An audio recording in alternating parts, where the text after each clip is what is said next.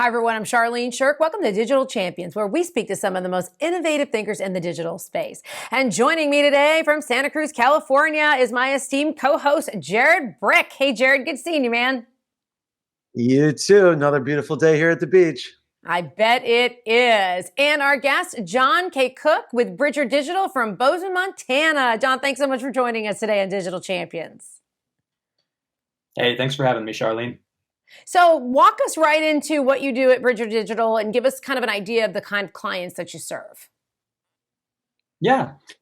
Well, I'm the creative director here at Bridger Digital. Bridger Digital is a bespoke and white label design studio. We craft compelling online brands for architects, engineers, and construction companies, as well as the marketing agencies that serve them. John, give me an example of a really specific pain point that customers and clients come to you with that you can solve. God, all right. So many businesses portray themselves online as the center of attention. So this is who we are. This is what we do. This is why we're great. Just us, us, us, us, us. And hey, it's their business. That's totally their right.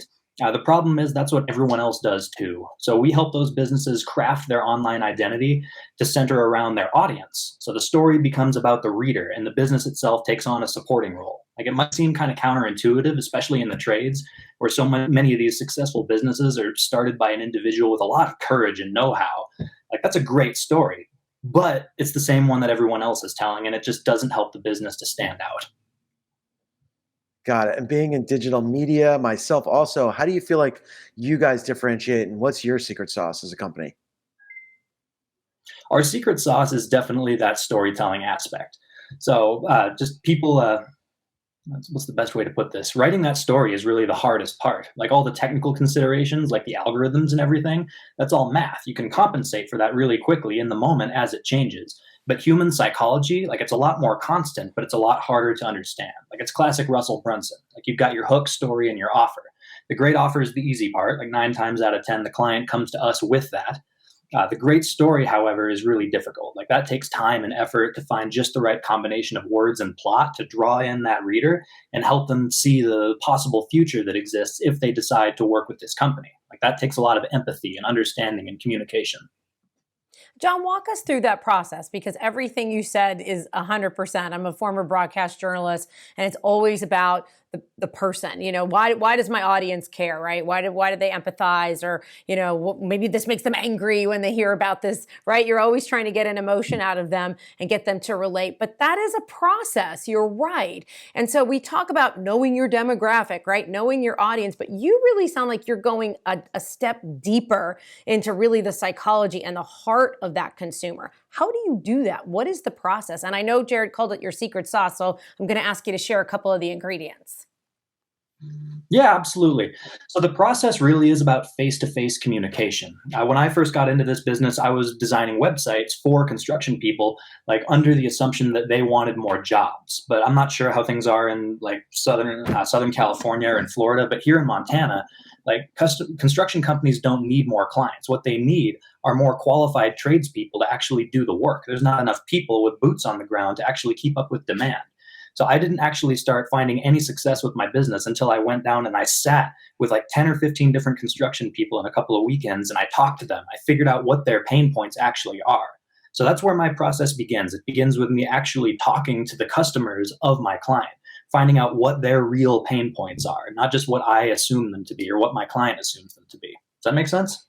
Yeah, and it's interesting because we've had some folks on the show before and they've said that really kind of pivoted post-COVID, that before COVID we were selling and now after COVID we are solving for people. And it's not, so is this kind of a theory you developed post-COVID or is this something that from kind of as soon as you figured out, this is the secret thing I've got to do to really resonate and connect?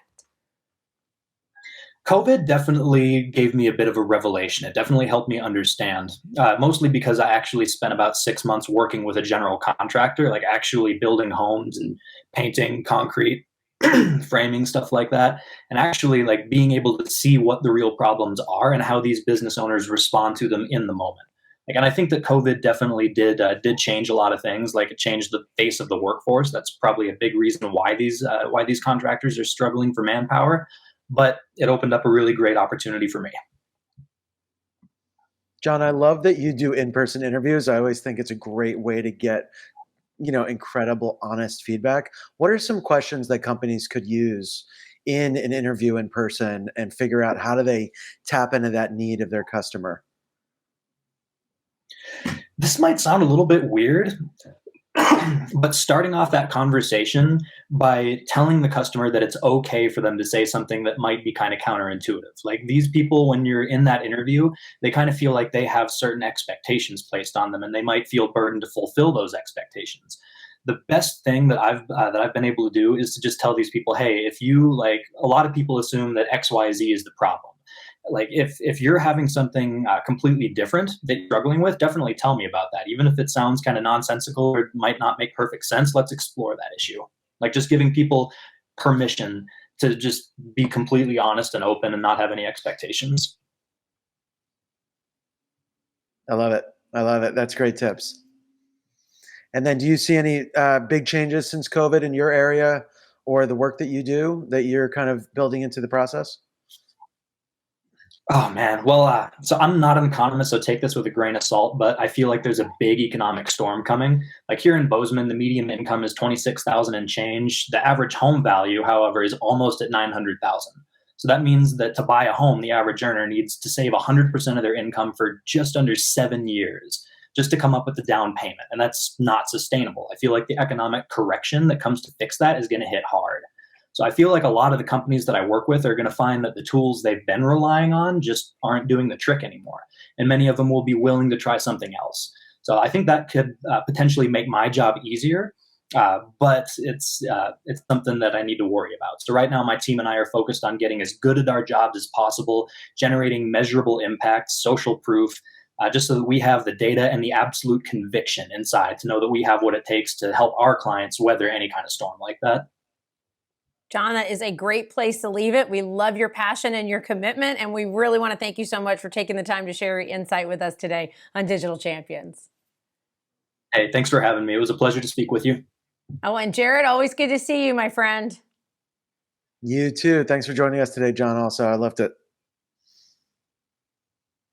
All right, guys, you. thanks so much. And if you'd like to learn more about what John is doing over there at Bridger Digital, you can check him out by starting on dailyadbrief.com.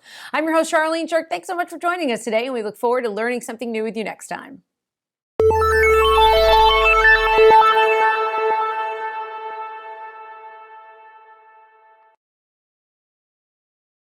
Simplify presents Addressable CTV, combining the power of TV with the targeting and attribution of digital.